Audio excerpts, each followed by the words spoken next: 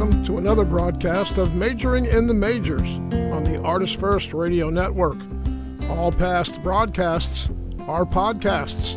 You can find them at artistfirst.com. Your host, Pastor S.J. Munson, is the author of two books, The Treasure of Israel and Christ Held Hostage, The Hijacking of Christianity. Find them wherever great books are sold. Now, here he is, your host, Pastor S.J. Munson. Hi, this is S.J. Munson, and welcome to Majoring in the Majors. Last month, an essay appeared in the New York Times claiming that Israel was indeed committing genocide against the Palestinian people. The essay created shockwaves in the academic as well as political spheres, especially since the author is an internationally respected Holocaust scholar and expert on the topic of genocide. The title of the essay was, "I'm a Genocide Scholar. I know it when I see it." And we're very fortunate to have the author with us tonight. He is Dr. Omer Bartov. He's an Israeli-American scholar and the Dean's Professor of Holocaust and Genocide Studies at Brown University, where he's taught for the past 25 years. He's written widely on war crimes, interethnic relations, and genocide. His recent books, published in multiple languages, including Anatomy of a Genocide, The Life and Death of a Town Called Buczacz, which won the National Jewish Book Award, and Genocide, the Holocaust and Israel-Palestine, First-Person History in Times of Crisis, named the Choice 2024 Outstanding Academic Title. His essays and commentaries have been widely featured in national and international magazines and media outlets. And his new book, Israel, What Went Wrong, will be published in the spring of 2026. Dr. Bartov, thank you so much for making time for us. Thanks very much for having me. Now, this New York Times essay didn't just come out of the blue. It's not your first New York Times article. You've been, in fact, warning us for some time that Israel was committing war crimes in Gaza. Can you talk about that and what happened to sort of tip the scales for you? Right. So, in fact, I wrote an op-ed for the New York Times in November 2023, just a few weeks after the Hamas attack and then the attack by the IDF, first aerial and then ground troops. And in that essay, I suggested that there was sufficient evidence to say that there were war crimes and crimes against humanity because something like 10,000 people had already died in Gaza, most of them civilians, but that I was not certain that this was a genocidal operation. I drew attention to the fact that Israeli political and military leaders had said already in the immediate aftermath of the Hamas attack, had made statements that had a clear genocidal content. They talked about flattening Gaza. They talked about not providing the people there with any food or water or power. They said they were human animals. They said no one was uninvolved. So these were genocidal statements and could be interpreted as being incitement to the troops. But what I was not clear about yet was whether they were not just statements of outrage in the aftermath of a massacre of about 800 Israeli civilians. What changed? So in that article, I basically warned that it appeared that Israel was on course to carrying out a genocide and that this had to be stopped. Unfortunately, my advice was not heeded. The administration could have actually stepped in November or December 23, but it did not. And for me, the tipping point was when the IDF moved into Rafah, the southernmost city of the Gaza Strip on the Egyptian border in May of 2024, removing about 1 million people from that city, most of whom were displaced from other places in Gaza on orders of the IDF, saying to them that they would end up in an area of operations and telling them for your own safety you have to move out. So all those people were then congregating in Rafah. They were removed from there to the Mawasi area, which is a sort of beach area. And then the IDF moved in and destroyed Rafah entirely. And at that point, it became clear to me that what the IDF was doing was not, in fact, implementing the official goals of the war, which were to destroy Hamas and to release the hostages. There were 250 hostages taken by Hamas, but rather to make Gaza uninhabitable, because every time people were moved out of their homes, being told that that was for their own safety, those homes were then destroyed. And by then it was clear that there was systematic destruction of houses, of public buildings, of universities, of schools, of mosques, of museums, of water plants, of everything, with a clear goal of making it uninhabitable, the whole area, and pushing the population to the south, apparently with the goal of being rid of it altogether, moving it outside of the Gaza Strip. That I wrote about that in August of 2024. Since then, there's much more evidence of this, and many more statements by various politicians that the goal is to encourage the population to leave the Gaza Strip, encouraged by lack of water, lack of food, attacks, aerial attacks, artillery attacks, and that the only problem Israel has, the way it sees it, is to find countries that would take them in. Now, obviously, as a scholar, you are very cautious and careful in applying a word like genocide. Can you talk about your criterion that you used and how the crime of genocide is, for example, distinguished from other war crimes or even ethnic cleansing? Can you talk about that? Right. So, various people have their own definitions of genocide, and at times the term, since it was coined, has been used to express outrage upon seeing massacres or other cases of inhumanity. But the only definition that matters is the definition by the UN Convention of 1948. And that definition says that genocide are acts carried out with the intent to destroy a particular group, it could be national, ethnic, racial, or religious group, in whole or in part, as such. And so what distinguishes genocide from other types of crimes, of international crimes, such as war crimes and crimes against humanity, is that the violence perpetrated on that group is not meant to simply harm individuals, but it has an overriding intent of destroying the group as a group. And that can be done by killing members of the group. It can be done by harming, in other ways, members of the group. It can be done by creating conditions that make life for the group increasingly impossible. And it can be done by preventing births within the group. And all of those, these are 4 of the 5 subcategories, all of those are actually present right now and have been heavily documented. Now, no one disputes the right of any nation to defend itself, and I think any rational person would say that the atrocities committed by Hamas that sparked this current crisis should and must be condemned as war crimes. But under international law, as I understand it, and you can clarify this, there is a concept of proportionality, is there not, that Israel has sort of been in the habit historically of not adhering to. Can you speak to that? Correct. So first of all, in terms of self-defense, actually the only legitimate war under international law is a war of self-defense. If you're invaded, you have a right to defend yourself. And you could say that Israel and its professed goals, war goals, were legitimate, to destroy Hamas, which attacked Israel as an organization, and to release the hostages. And what Hamas carried out was indeed a war crime and a crime against humanity. What it doesn't give you a right, even if you're fighting a just war, is to carry out war crimes or other crimes.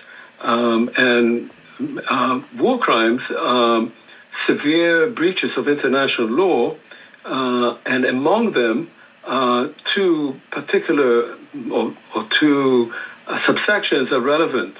One is, as you said, disproportionate use of munitions. And that can be for a very particular target. It doesn't have to be about the entire war. So you could, if you drop a 2,000-pound bomb on a school in which there are 200 children or displaced people who came there because you told them to go there to a safe zone, and you do that because under that school there may be 2 Hamas operatives, then that could be ruled as disproportionate use of munitions because you might have killed 100 people, maimed another 100, for the purpose of killing 2 of your enemies. Now, that could be seen as a war crime, but if you see it under the larger heading of a genocidal intent, it could be also a genocidal crime. That is, that if the overriding intent is to destroy the group as a group, then it could be a war crime and part of a genocide indictment. The other element of, importantly, of war crimes is forcible displacement. We talk about ethnic cleansing, but that's not well defined in international law, but forcible displacement is. And it is both a war crime and a crime against humanity, and again can be seen as a genocidal crime if that's the overriding intent of destroying the group as such. And of course the IDF has exercised that repeatedly by removing the population over and over again, moving it to the south and then to the west and then back to the east. And all these movements of populations which are forced by the IDF cause, of course, a great deal of hardship, death, and suffering to the population. Now, when we listen to the news, we hear the words, the war in Gaza, and now for the war in Gaza. But as you bring out in your article, this isn't really a war, is it? No. And you know, we all slip into that. I do too. But in fact, the war, the actual war, a war between 2 organized militaries, ended at the latest in May of 2024. And some people argue it ended already in January of 24. Since then, Hamas no longer can field troops as an organization. What it has are guerrilla units that can pop out every once in a while and shoot with sniper rifles or RPG rockets, but otherwise there is no organized resistance to the IDF. What the IDF is mostly engaged in is demolition.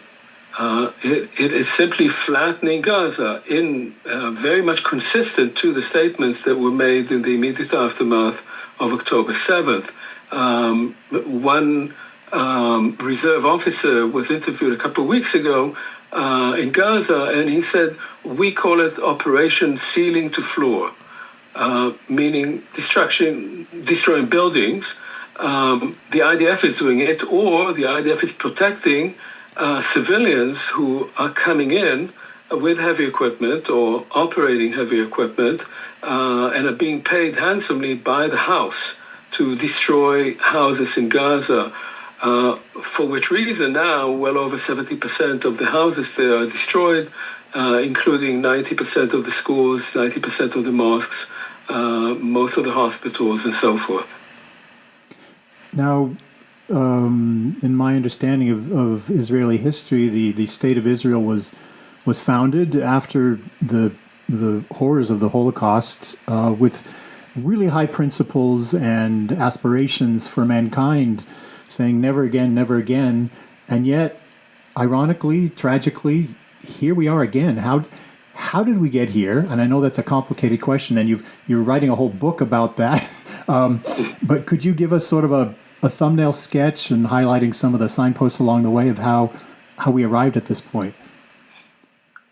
Yeah, that's a difficult question. So it's true, I'd say, and I write about that in my book, Zionism begins in the 1880s really as a movement of liberation, emancipation, appeal to humanitarianism by Jewish minorities that are persecuted and increasingly experiencing violent attacks.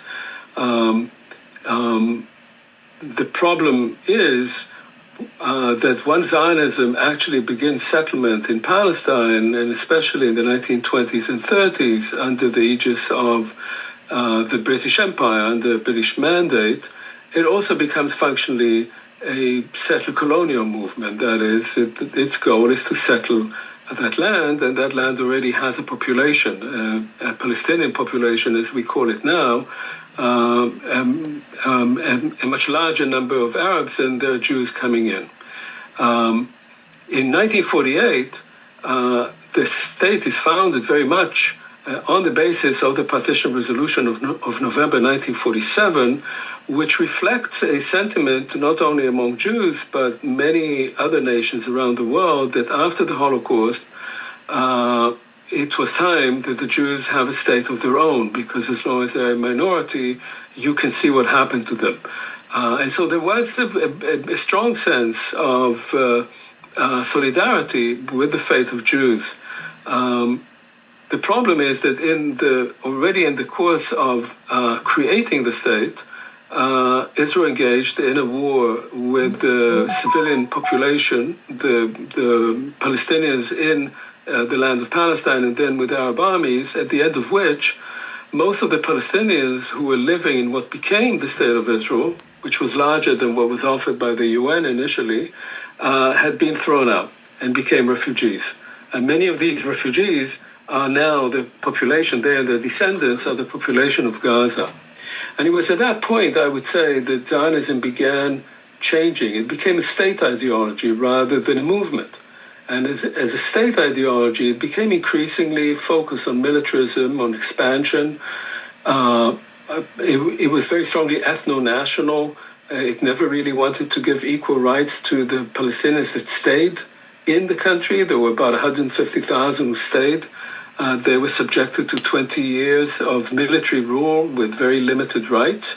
And then in 1967, he took over the West Bank and the Gaza Strip, where many of the refugees of 1948 were living, and created a situation whereby since 1967, there are equal numbers of Jews and Palestinians living between the Jordan and the sea. But the Jews have democratic rights, at least for now, because the current government is eroding that. They have the right of self-determination, they have the law of return, and the Palestinians either have very limited rights, and that's the 2 million Palestinians who are Israeli citizens, and the 3 million Palestinians in the West Bank and the 2 million Palestinians in the Gaza Strip have no rights at all. And that situation of occupation that has lasted now for decades, I was 12 when the occupation began. I'm now 71, so it's a long time, created a particular view of Palestinians and created the kind of dehumanization of Palestinians in Israeli psyche, and of course a sense of need to resist this oppression and to fight for liberation by Palestinians. And so Zionism, as it is interpreted now in Israel, is very different from the kind of Zionism that even I had sort of internalized when I was growing up in Israel, or the kind of Zionism that my father believed in when he was fighting in the War of 1948. It has become a kind of Jewish supremacist ideology that I find it impossible to support. You've said in, I don't know if it was this article or previous article, that the mainstreaming of fringe politics in Europe back in the 20s and 30s, which resulted in fascist regimes, is a similar historical moment now in Israel. Can you talk about what you mean by that? So, in Israel, it's a bit hard to evaluate that, but I would say that there has been a dramatic growth in, firstly, right-wing sentiments, and that you can sketch this graph starting in 2000 during the Second Intifada, the Second Palestinian Uprising, when about 1,000 Israelis were killed by suicide bombers, especially by Hamas operatives. So there has been a swing to the right in Israeli politics, but within that right, the traditional right, the kind of right that was represented by more traditional right-wing leaders such as Menachem Begin, the former prime minister, became something else. And the settler movement that began populating the West Bank has been ruled by a particular kind of messianic movement. It's not democratic. It does not have the same values or ideas as much of the rest of the population. It's also very violent. And that movement has started infiltrating into more and more elements within Israeli society, into the military, even into the judicial system, and certainly into politics. How many they represent? Maybe 30% of the population. But they have much greater impact because they are fanatic, they know what they want, they're ruthless, whereas the more liberal side of Israeli politics is increasingly confused, unclear, to the extent that the opposition in Israel today, no one exactly knows what it wants if it were ever to replace Netanyahu. What I also find interesting is that there is a kind of mirror effect that those fanatics represented by the ministers Smotrich and Ben-Gvir is really, a disciple of Kahana who was a Jewish Nazi. They are very similar to the kind of people that you will find among the Hamas leadership, or whatever is left of it now. That is, what they want to create is a halachic, a Jewish religious state from the river to the sea, living under religious rule with as few Arabs as possible, just like Hamas wants to create an Islamic fundamentalist state in the same territory with as few Jews as possible. And these two groups of fanatics and radicals, and even calling them far right is not sufficient to understand it because there's a strong religious motive in them. They are feeding on each other. And the rest of the population begins to accept their kind of logic of violence without being able to present any opposition to it.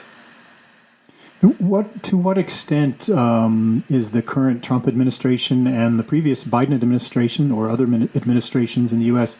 Complicit in this current crisis? They're deeply complicit.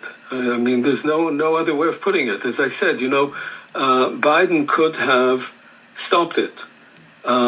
In December 2023, he could have said to Netanyahu, listen, you have 2 more weeks and you have to wrap it up. And if you don't, you're on your own.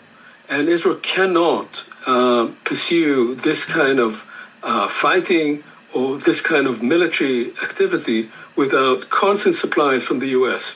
It also cannot function in the international community without the U.S. wielding its veto power. And it's receiving a lot of course, economic help as well. The same with Germany. Germany does not have a veto power because it's not a permanent member of the Security Council, but it's supplying Israel with something like 30% of all the munitions. So not only are these countries not trying to stop Israel, and they make some statements here and there that are just empty words, they're actually supporting it heavily in what it is doing. And of course, that means that a country like the United States or Germany will find it very difficult to at some point recognize that they're supporting a genocide, because if you do identify genocide as a signatory of the Genocide Convention, it's incumbent upon you as a state to act to stop it and to punish those who carried it out. And I don't see that happening anytime soon, but they are heavily complicit. I would say about President Trump, just as he was coming into office, he actually forced Netanyahu to accept the ceasefire, which Netanyahu did not want to do. But he was afraid that he would get on Trump's wrong side. During that ceasefire, multiple supplies of food, large supplies of food and medical aid came into Gaza, which was very important because the population already, there was a process of starvation beginning there, and many hostages were freed. But in early March, Israel broke that ceasefire unilaterally and also stopped all supplies of food. And the crisis that we see now is a result of that.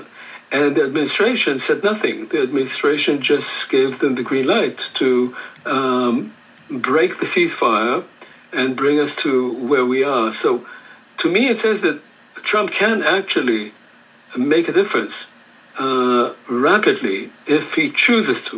But he also gave Netanyahu license, because when Netanyahu came to visit him in the White House, Trump suggested that maybe we'll move the population out, rebuild the place and make it into a nice resort area. And while Trump kind of forgot about it subsequently, in Israel, this was seen as a carte blanche. And that's exactly what Israeli political leaders are talking about now, removing the population, but not making Gaza into a resort area, but building Jewish settlements there.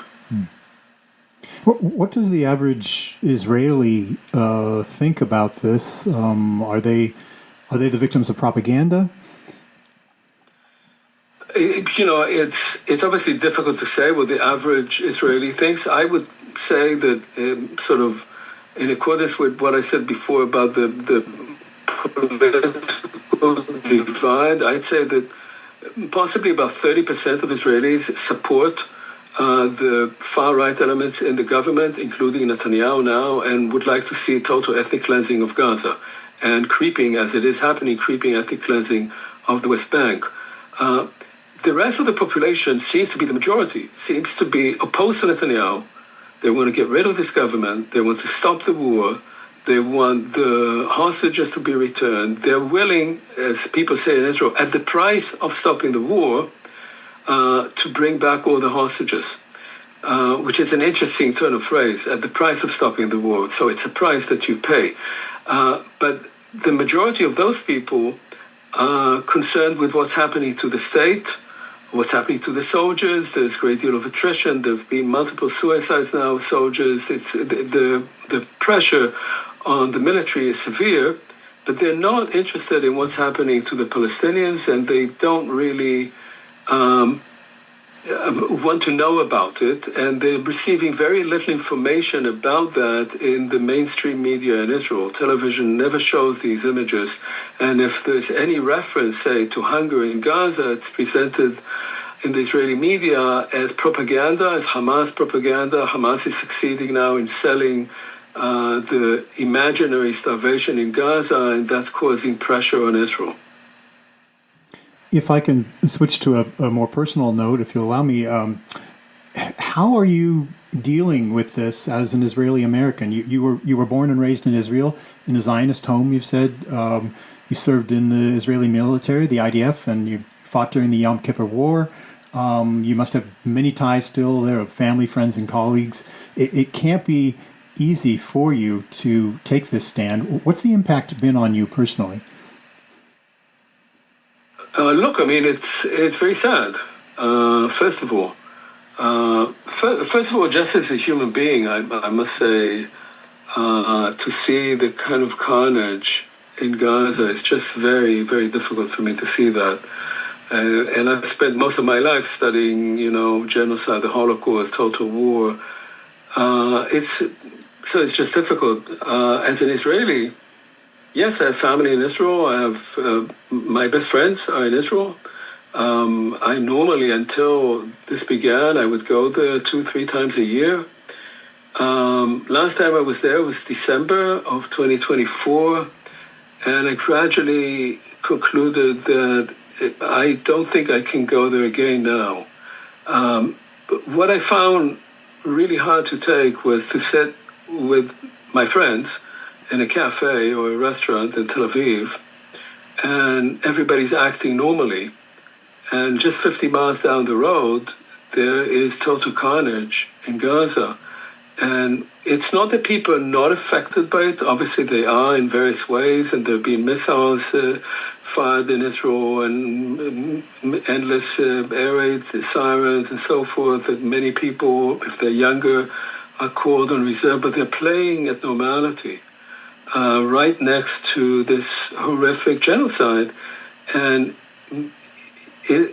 you can't really raise the topic even people who politically think like me don't really want to talk about it.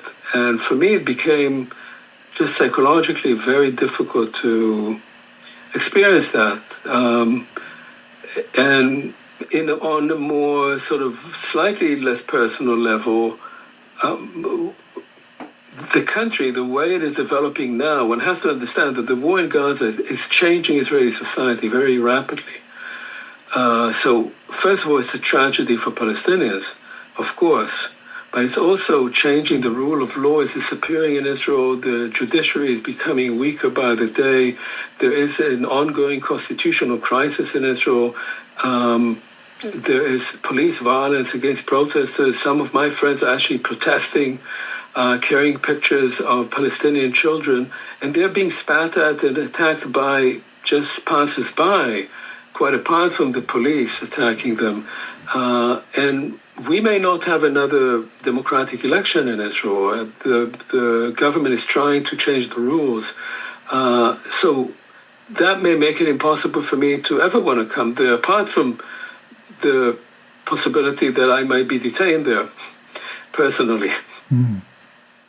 What kind of reactions or blowback have you received since your essay was published in the Times? Look, I mean, I'll say that there were, I used to say there were two responses. I think there are actually three types of responses. So one, which was very moving for me, people writing me from the US, Germany, Israel, Britain, thanking me for this op-ed and saying that I put clearly and dispassionately what they had been struggling with, and suggesting that I created an opening for people to speak about those things. People were worried about speaking about it, partly because Israel, and not only Israel, but particular forces in Germany and in the United States and in Britain have tried to label any criticism of Israeli policies as anti-Semitic. And so people are intimidated by that. And so this was one reaction. The second was people who were very angry at me and wrote me often emails that I couldn't read to the end.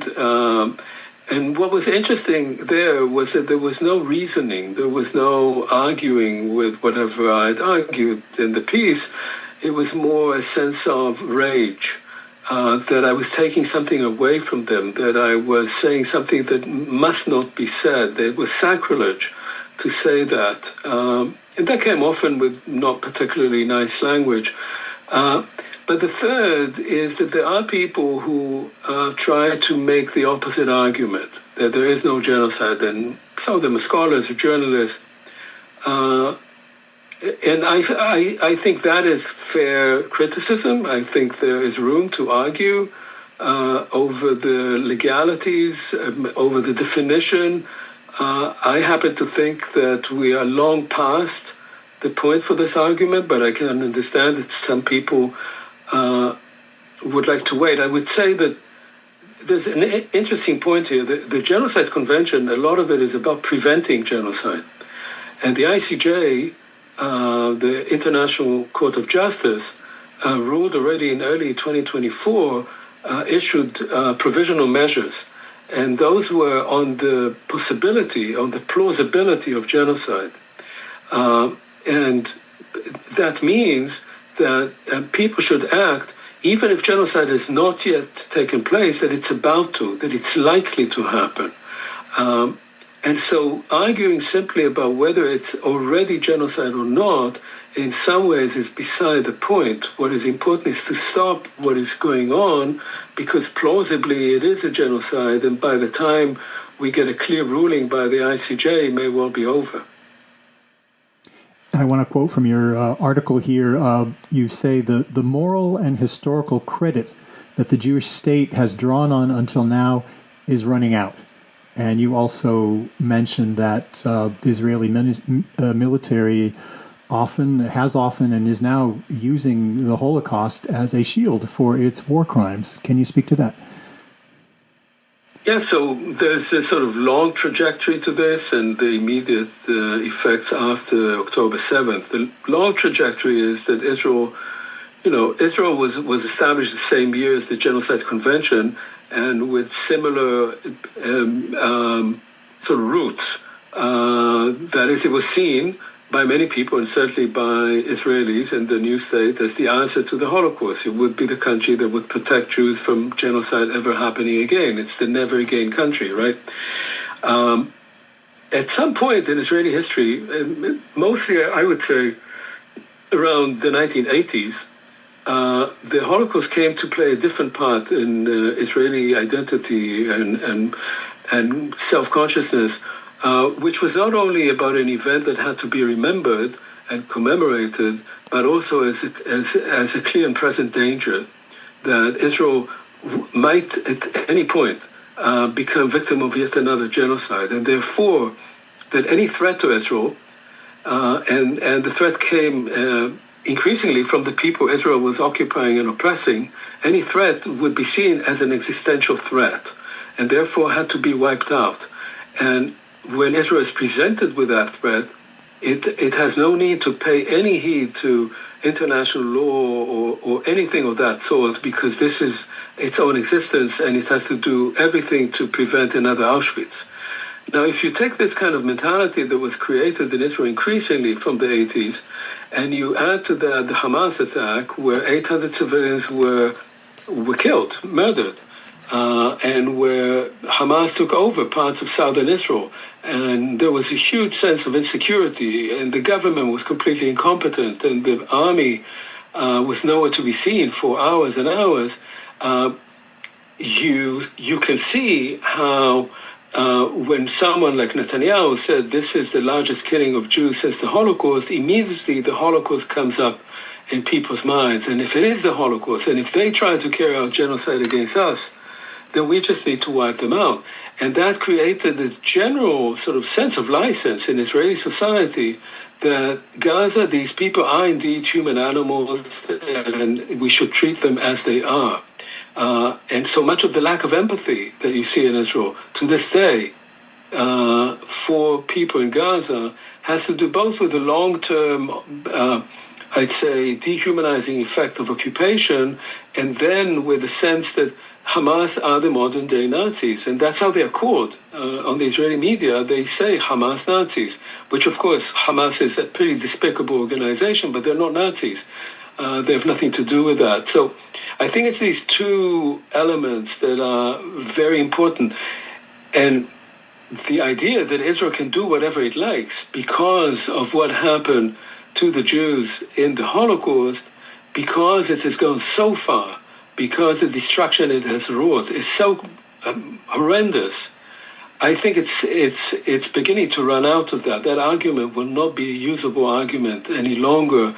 And maybe that's one of the better things that will come out of this horrifying catastrophe that we are watching right now. Now, you have said that you're not entirely alone in calling this a genocide. There are a few other international figures or scholars who have done the same. But as you say in your essay, most Holocaust scholars that you know of have been silent. And there's even a growing rift that you notice between genocide scholars and Holocaust scholars. Why is that? So there is actually a growing consensus among scholars of genocide and legal experts, and it's grown throughout 2024. I'd say by the beginning of the current year, there is a consensus where we have seen the opposite is among both Holocaust scholars, not genocide scholars, but those who study only the genocide of the Jews, and institutions that are dedicated to commemorating and researching the Holocaust. Now, one has to understand that as Holocaust scholars and as institutions commemorating the Holocaust, the saying always is never again. The question, of course, is never again what? What is it that should never happen again? Is it the genocide of the Jews by the Nazis? Well, that happened already. It's over. Is it a genocide of the Jews? That's the one thing that should never happen again, any attempt to destroy Jews, or is it never again genocide, as genocide? Whoever does it to whomever, right? And for Holocaust scholars, and certainly for institutions, it's almost impossible to accept the fact that Israel, the country that was created in the wake of the Holocaust and as an answer to the Holocaust, would itself, 8 decades later, be engaged in a genocidal war. It's not really a war, of course, but in a genocidal operation. How is it possible? It seems like anathema. It seems like sacrilege. Some Holocaust historians have come up and said that. And some of them live in Israel, and to do it in Israel calls for much more courage than I need saying it here. But some have called those who accuse Israel of genocide as being anti-Semitic. And I think that's really, really terrible, because I think that the result, as I suggest in the article, is that teaching and commemorating the Holocaust is going to become again what it was at the beginning, right after World War II. It'll recede into a kind of ethnic enclave. It'll be just Jews remembering what happened to Jews. It will lose its core and righteous core to say we should draw universal lessons from what happened. This is not only about the genocide of the Jews. This is about dehumanization of a group and its destruction. And I think that by besmirching very careful Holocaust scholars, genocide scholars, and legal experts with anti-Semitism, you're emptying the whole concept of what is it, anti-Semitism, and why is it important to have scholars who study genocide and who help us understand the kind of crimes that have happened in the past and unfortunately are sure to happen in the future. So I think the effect of this break between the two is long-term, and I would say I feel pretty worried about it personally. What are the risks for Israel if this continues to go on internationally, politically? And what are the risks for the international community if these issues are not dealt with? Yeah, so, if Israel is allowed to continue what it's doing, it is well on the way to becoming a pariah state. So it may be allowed to continue, it may not be stopped, but gradually the international community is going to turn against it. Internally, as things are going, and I don't see Israel being able to actually ethnically cleanse the Palestinians in Gaza. They will stay there. And because of the ongoing ethnic cleansing in the West Bank, Israel will become a full-blown apartheid state. And apartheid will seep into also Palestinian citizens of the country, and will have an effect on the Jewish population of the country. It will become increasingly authoritarian. There are major efforts already by the government to take away this or that right. It's not entirely clear that the next elections will be truly democratic. They may be more the model of what we see in Hungary. This will isolate Israel from its major allies, who supported it in part also because it claimed to be the only democracy in the Middle East. It had the most moral army in the world and so forth. And even Jewish communities around the world, I think, will increasingly distance themselves from Israel because they won't want to be associated with a country such as that.